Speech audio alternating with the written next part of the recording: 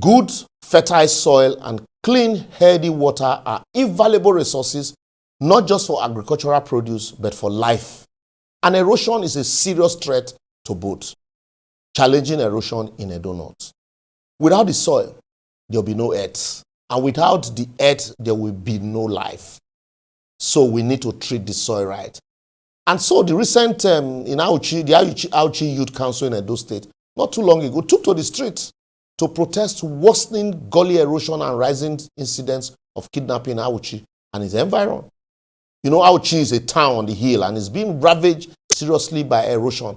And some of these key erosion-prone areas include the Osokwili Valley, the Water Tanker Road, and the Auchi-Gara Road, as they have become a tickling time bomb if not properly addressed by both the state and the federal government.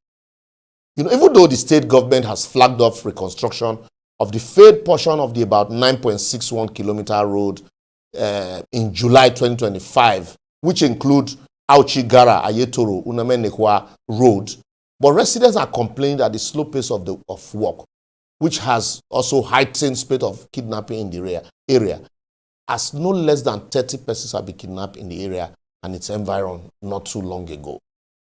So the erosion is not only ravaging Auchi and Edo North alone. Also, in some part of Benin and Edo Central, you have, erosion gully in those places, especially, since you have a Benin moat in Benin.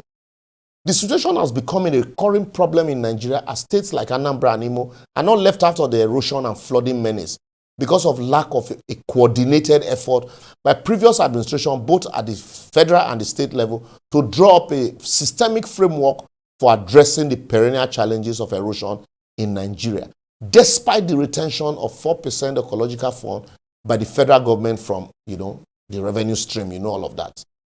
Ecological Fund in Nigeria was established in 1981 and managed by the Office of the Secretary to the Federal Government of the Federation as a federal government intervention fund to combat ecological issues like soil erosion, food and desertification, and has been emerging controversy from the onset, as the fund management and allocation have been far from being transparent and accountable. So with all of this crisis, it is time, for us to open up this. And so consequently, this perennial erosion, flooding, and its consequential environmental impact issue are not, if they are not addressed timely, with heavy rainfalls and flooding in Edo North, and especially, riverine communities like Isako East, Isako Central, and Isan Southeast, the situation might further exacerbate insecurity in the state, and we displace large number of people and destroy homes and livelihoods, submerge farmland, and then also worsen health condition through spread of cholera, particularly in the crowded displacement camp.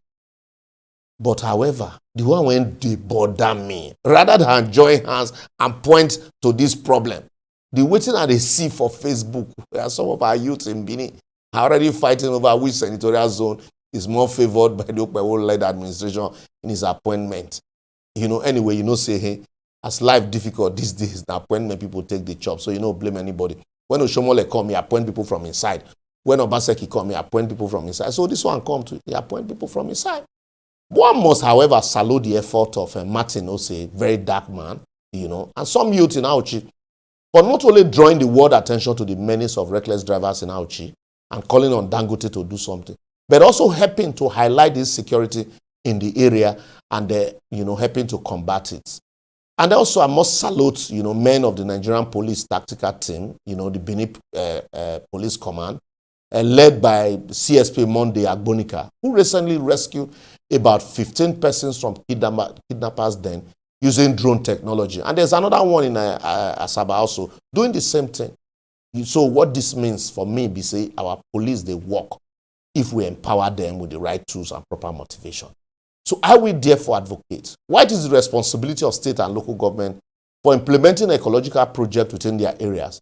The Federal Executive Council should have a yearly strategic roadmap for implementing sustainable environmental challenges like erosion and flooding.